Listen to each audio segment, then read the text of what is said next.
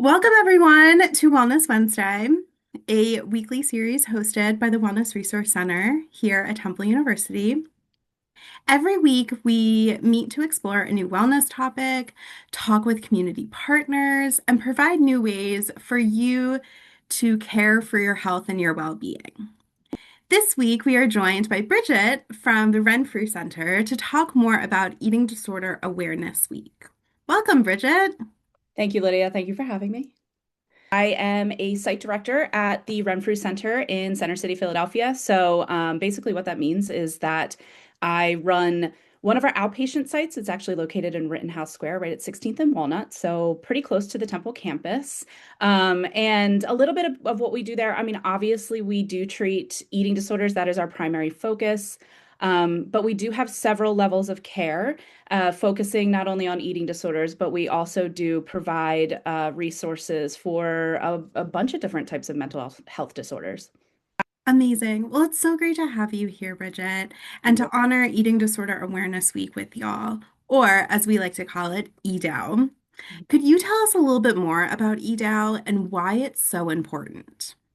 Yeah, so EDOL is actually an annual campaign. It's a really good opportunity for us to provide a lot of education on eating disorders. It is a highly stigmatized disorder, so we like to bring a spotlight on it. It can also be a really good opportunity for people not only to learn more, but also to access resources that they might not have actually ever even known of. I can't help but think about some of the unique struggles that our students here at Temple may face and how those struggles may contribute to developing an eating disorder or disordered eating. Could you share a little bit more about what risk factors might impact specifically college students? So there's a couple of different risk factors that we kind of look out for, especially for college kids. The college age is really a hugely transitional age. Typically people are entering college anywhere between 17, 18 years old, and they're there probably maybe even up to 25 years old. And if you think about that, even from a neurobiological standpoint, that's really the time frame in which the brain is kind of, I like to call it, locking into place. Like people, and that can be one of the risk factors that we not only see eating disorders can develop, but a lot of different mental health issues and disorders can develop during that time frame. So it's a really sensitive phase of life. And then when you kind of fold in all the environmental factors of college, moving into their own spaces, dormitories, they're surrounded by new friends, meeting a whole bunch of people. And then they're also now in charge of managing their own grocery shopping. Sometimes the only access to food and nutrition is in dining halls. So a lot of this just obviously brings stress, right? Stress is going to be a huge part of this college phase of life. And then not only that, they're under a lot of significant pressure, not only for classes and academics, but a lot of kids are in extracurricular activities. You see a lot of college athletes, especially, are under a lot of pressure. I call it kind of the perfect storm of environmental and genetics and biology sort of coming together all at one point. And it really can kind of up the likelihood of developing, again, not only an eating disorder, but a lot of different mental health disorders. It's really a time where I think a lot of things feel out of control. And that tends to be, I think, like sort of the very baseline understanding for folks that like eating disorders can be about control, and they certainly can be. And it's really, we at the Renfrew Center kind of look at eating disorders as more of a mood-based disorder, right? Instead of actually about like the way that you look or what you're eating, it's when you're feeling this stress, when you're feeling out of control, you're kind of grasping at anything that is going to anchor you, right? And for a lot of people, that feels like food and movement. Food and exercise, these are the two things that I can control. I can't control anything else in my life, but I can control the way that I eat and I can control the way that I look, theoretically. Could you talk a little bit more about what are some other signs that maybe someone is struggling with disordered eating, whether it's looking out for themselves or even looking out for a friend?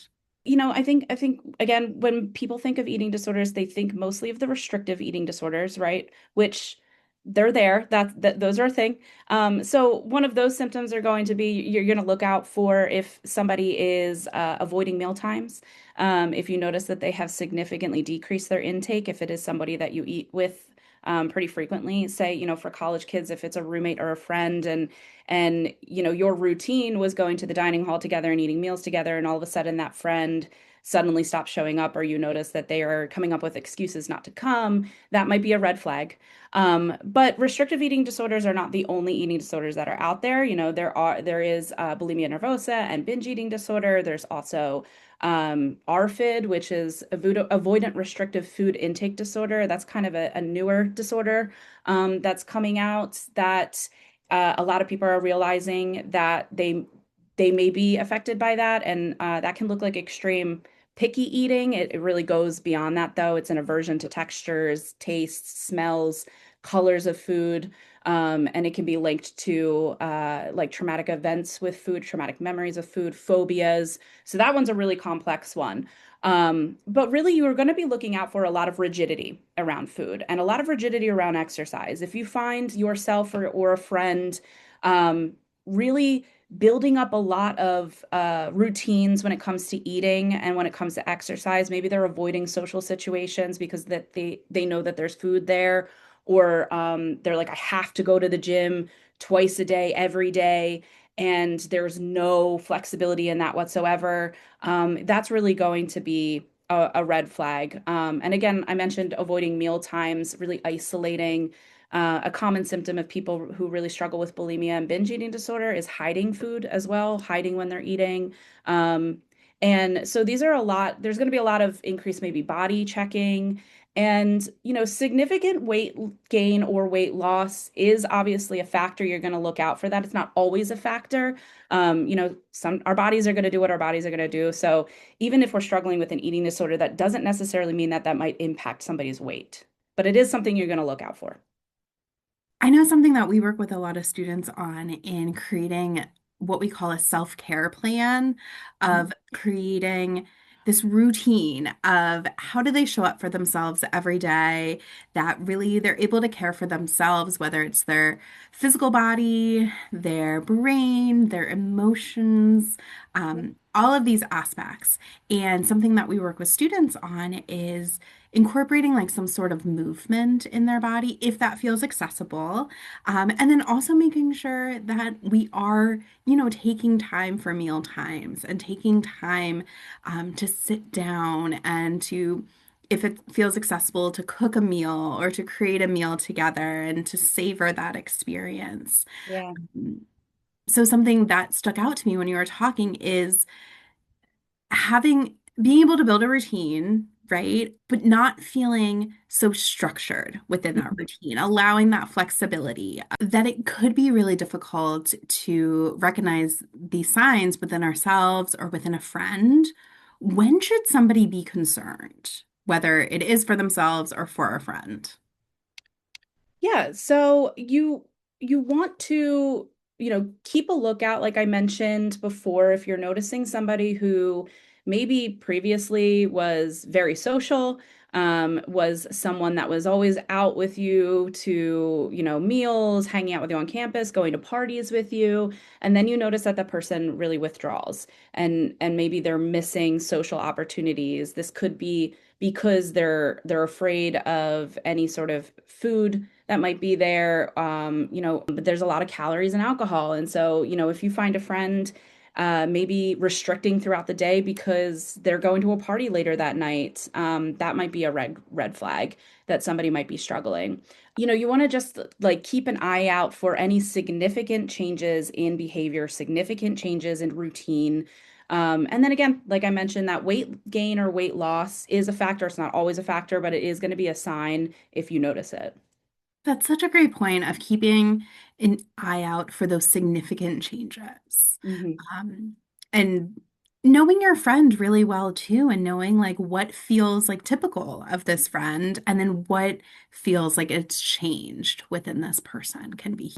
But thinking about our campus community here at Temple, we are a community that deeply cares for one another. Students are often coming to our office and asking, what do I do to help my friend? Or I'm really concerned about my friend. What do I say? And they don't always have um, the language of knowing what to say or how to express help. What could someone do to express their care for a friend? Yeah, this is a great question because I think it is something that, not only college students, but friends, family members, coworkers, we get this question a lot, like, what can I do? How can I approach this person?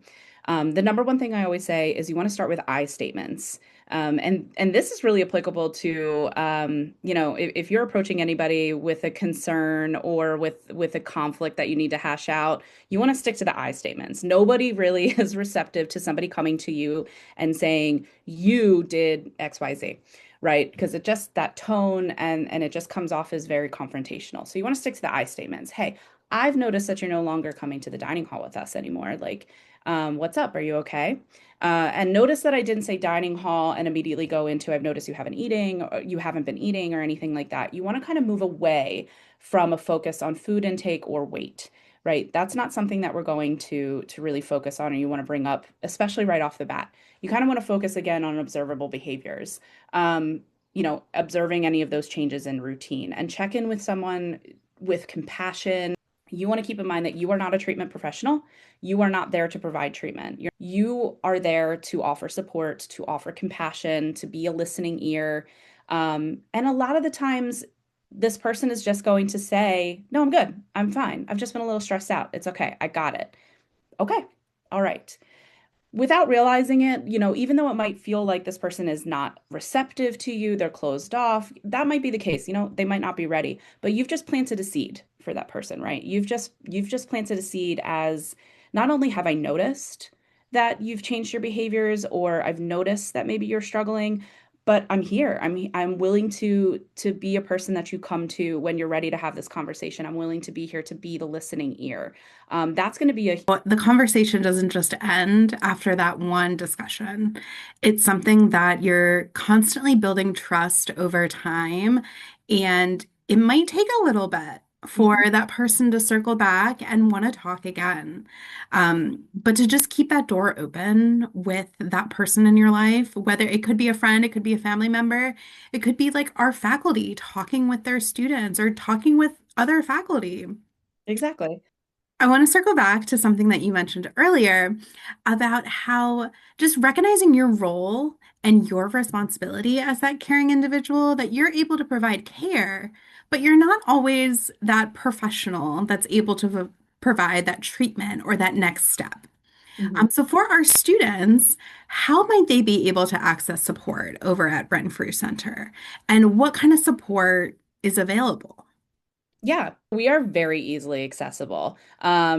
Honestly, you could Google Renfrew and our website's going to pop up. That's a really good way to connect with us and see what different type of services we offer. Obviously, it's renfrewcenter.com. But if you're a phone person and you want to talk to someone live, you could also call 1-800-RENFREW. That's going to connect someone to our program information department. And our program information department has specialists in it that are a wealth of information. They're going to tell you everything that we offer, but they're also going to have a conversation with you about what type of symptoms are you struggling with, and really kind of just be a listening ear, a professional listening ear, to talk about what it is that you're noticing, either in yourself or a friend, and get you matched up with what might be the most appropriate treatment option for you. Now, Renfrew offers a continuum of care. We have several levels of care, starting all the way at residential level of care, which is 24/7 care, all the way down to just outpatient programming. We also offer a lot of outpatient groups that meet weekly, but primarily we focus really on that residential level of care as well as something that we call day treatment, which is treatment Monday through Friday from 8:30 a.m. until 2:30 p.m. And then we also have a level of care called intensive outpatient or IOP, where folks often come about 3 days a week for around 3 hours at a time. Students can also access services here at Temple's campus. Students can find support at Tuttleman Counseling Services or TCS. TCS offers in-person clinical access for students, including access to therapists, counselors, group, and peer support. Their team can also connect with students with off-campus organizations and other offices, such as Renfrew, if students would like to access those community organizations. A link to register for TCS can be found below. And students can also access support at Student Health Services. Their team supports students' physical health and well-being. Students can schedule a appointment or access their walk-in self-care station for non-urgent medical needs. To make an appointment or to explore more about student health services, check out the links below. In wrapping up today's chat, I wanted to ask one final thing, Bridget. What is one thing that you would want students to take away or remember from this video? I really want people to, students in particular, to come away from this understanding that they are not alone. If they're struggling with disordered eating or an eating disorder, you are not the only one thinking, feeling this way. The research supports recovery and eating disorders happen through community and through connection. And that's why our treatment programs are heavily group therapy based. It's because we find that when people come for treatment and they do so in a group, they connect with others who think and feel similarly to them. No journey is going to look the same, but a lot of the emotions that are underneath what's happening and the symptoms that you're using are similar to other people. And so recovery is possible and recovery happens through connection. So you're not the only one. And I know that it is nerve-wracking, but coming to someone, going to someone who you trust to open up to them and talk about what it is you're going through, or reaching out to Renfrew is a really brave step. And it can often be the first step on your recovery journey. Amazing. Well, thank you all so much for tuning in again. Our campus is honoring EDAL Week all week long. The WRC is partnering with a number of different offices all week and will be hosting a number of events and opportunities to support your overall well-being. A full list of our schedule and other WRC offerings can be found in the description below. We hope to see folks then.